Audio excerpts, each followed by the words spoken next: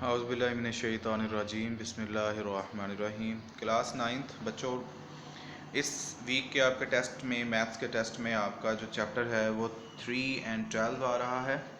तो chapter number 3 के बारे में पहले देखते हैं। चैप्टर 3 आपके पास लॉगरिथम है। लॉगरिथम में बेटा हमने सारी चीज़ें तकरीबन पढ़ी हुई हैं, बस आपने उसको ओवरव्यू करना है। सबसे पहले आपको यहाँ पता है साइंटिफिक नोटेशन की डेफिनेशन है, तो ये आपने करनी है और साथ यहाँ से कोई भी एक एग्जांपल दे दें। ठीक है, साइंटिफिक नोटेशन का मतलब तो 10 की पावर में किसी भी चीज़ को लिखना, और इसका उल्ट ऑर्डिनरी फॉर्म होता है, ऑर्डिनरी नोटेशन होता है। बेटा यहाँ आपने जो सवाल करने हैं 416.9 एंड 83,000, इसको आपने करना है साइंटिफिक नोटेशन में, और ये आपके पास एक ही हमने यहाँ पार्ट करना है, इसको हमने उलट करना है। तो यहाँ पर 2 नंबर ऑलरेडी मौजूद है, 10 पावर है, 2 छोड़ दें तो 8 जीरो आपके लग जाएंगे, तो ये आपका आंसर आ जाएगा। फिर आपने बेटा यहाँ पर लॉगरिथम शुरू हो जाता है, तो लॉगरिथम की सबसे पहले आपने डेफिनेशन करनी है। लॉगरिथम आपके पास यहाँ से लेकर यहाँ तक ये इसकी डेफिनेशन है, और ये आपने सारा टेबल इसका ये बना देना है, बॉक्स जो है इसको लिख देना एग्जाम्पल के तौर पर। ठीक है बच्चों, तो फिर हमने यहाँ पर जो है बेसिक जो क्वेश्चन थे हमारे पास, करेक्टरिस्टिक्स था, मेंटीसा था, ये हमने किया था। करेक्टरिस्टिक्स यहाँ पर क्या होता है आपके पास, the logarithm of any number consists of two parts, an integral part which is positive for a number greater than 1 and negative for a number less than 1 is called characteristics of logarithm। ठीक है, and decimal part is always positive is called mantissa of the logarithm। ये हमारे पास हमेशा positive होता है, तो इसको हमने यहाँ से ये डेफिनेशंस याद करनी है।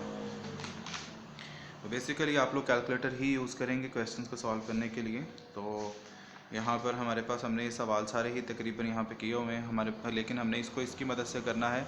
31.09 था और यहाँ पर 1.4926 था। तो देखें आपके पास यहाँ पर इसके यहाँ पॉइंट लगाएंगे करेक्टरिस्टिक के लिए तो 1 आएगा। अब हमने जैसे ये करना है, तो इसका जब करेक्टरिस्टिक यहाँ लगेगा तो आपके पास 1, 2 और 3 -3 आएगा, बाकी नंबर सेम यही रहेगा। इसका आंसर सिंपल, आपने इसको देख के लिख देना है। इसी तरह यहाँ पर ये आपके पास लॉगरिथमिक फॉर्म है, इसको एक्सपोनेंशियल फॉर्म में करेंगे। आपके पास लॉगरिथमिक फॉर्म ये होती है, और यहाँ से हम अगर लॉगरिथम ख़त्म कर देते हैं तो y यहाँ रहता है, a उधर रहता है और x उसकी पावर बन जाती है। ये एक्सपोनेंशियल फॉर्म होती है। तो जब भी हमारे पास क्वेश्चन लॉगरिथमिक फॉर्म में आएगा, हम उसको एक्सपोनेंशियल फॉर्म में कन्वर्ट करके सॉल्व करते हैं। ठीक है बच्चों, ये सारे सवाल आपने इसी मेथड से सॉल्व करने हैं। इसके बाद नीचे ये लॉज आ जाते हैं, ये आपको सारे करवाए गए हैं। इसको आपने शॉर्ट पे, जितना कुछ मैंने अभी तक आपको बताया ये सब शॉर्ट क्वेश्चन हैं, इनको आपने शॉर्ट के तौर पर याद करना है। ठीक है, इन सब के मैंने प्रूव आपको करवाए हुए हैं, तो ये आपने अच्छे से देख लेना है। 3.3 है, इसमें हमने ये सवाल करने हैं। यहाँ पर हमारे लॉ यूज़ होंगे जब 2 नंबर मल्टीप्लाई हो रहे हों एक सिंगल लॉ के साथ। जब लॉग अलग अलग करेंगे तो वो प्लस हो जाते हैं, और अगर डिवाइड हो रहे हों तो उनके साथ माइनस लग जाता है जब सबके साथ लॉग अलग करोगे। तो ये आपने, अगर पावर हो तो पावर आपको पता शुरू में आ जाती है, पावर को पहले लिखते हैं, फिर लॉग, फिर नंबर, और इसी तरह इसको हमने इस फॉर्म में लेके जाना है और इन क्वेश्चन को इस फॉर्म में लेके जाना है। यहाँ पर हमारे पास जो है 4th लॉ यूज़ हो रहा है। ये क्वेश्चन आपने करना है, इंपॉर्टेंट 3 शॉर्ट क्वेश्चन है। ये जितना अभी तक हमने देखा है सब शॉर्ट है, ये आपने शॉर्ट के तौर पर करना है। ये बच्चों आपके पास लॉन्ग एक्सरसाइज है, इसको आपको पता है बहुत अच्छे से तैयार करनी है। इसकी रिव्यू है, रिव्यू आपके अंदर जो जो पार्ट्स हमने करने हैं, रिव्यू के अंदर जितने सवाल हैं सब शॉर्ट हैं, सिवाय इसके ये हमारा लॉन्ग क्वेश्चन है। ठीक है बच्चों, तो ये हमारा चैप्टर 3 है। चैप्टर 12 के अंदर आपको पता है कि थ्योरम्स हैं, तो थ्योरम आपने दोनों ही तैयार करने हैं। तो वो दोनों थ्योरम आपको जो है वो लॉन्ग के तौर पर पूछे जाएंगे।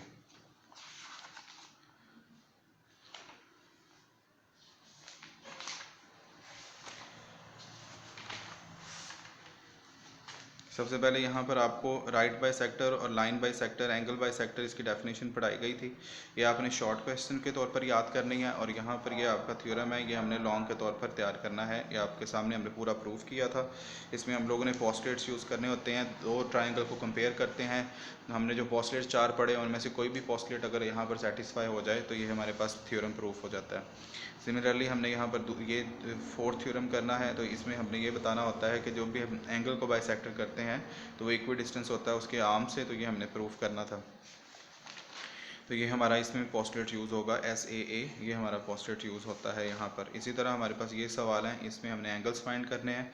क्योंकि ये आपके पास इक्विलेटरल ट्रायंगल है तो इक्विलेटरल ट्रायंगल के सारे एंगल इक्वल होते हैं, यानी 60 डिग्री के होते हैं। Z 60 आ जाएगा, ये हाफ है तो 60 का हाफ कर लें तो ये आपके पास X 30 और Y 30 आ जाएगा। सिमिलरली ये साइड इसके इक्वल होती है, यहाँ पर 18 लिखा हुआ है, और ये इसके इक्वल होती है M इज़ इक्वल टू 12 आ जाएगा। 2x को 18 के इक्वल रखें और 2x is equal to 18 minus 6, 2x is equal to 12 और x इज़ इक्वल टू आपके पास 6 आंसर आ जाएगा। ठीक है बच्चों, ये हमारे पास इस हमने दोनों जो चैप्टर्स हैं इसमें से मैंने आपको शॉर्ट और लॉन्ग बता दिए। आपने जो है ये डेफिनेशन ज़रूर करनी है, यहाँ पर जो क्वेश्चन नंबर 3 है ये ज़रूर करना है। आप लोगों को चैप्टर्स में दोनों में किसी भी क्वेश्चन में कोई प्रॉब्लम है तो आप मुझसे डिस्कस कर सकते हो। इसको जो है वो अच्छे से प्रैक्टिस करें शॉर्ट और लॉन्ग के एतबार से, ताकि आपका टेस्ट अच्छा हो। और टेस्ट में किसी भी किस्म का कोई मसला है या क्वेश्चन में या थ्योरम्स में तो आप मुझे बता दें, मैं आपको एक्सप्लेन कर दूँगा।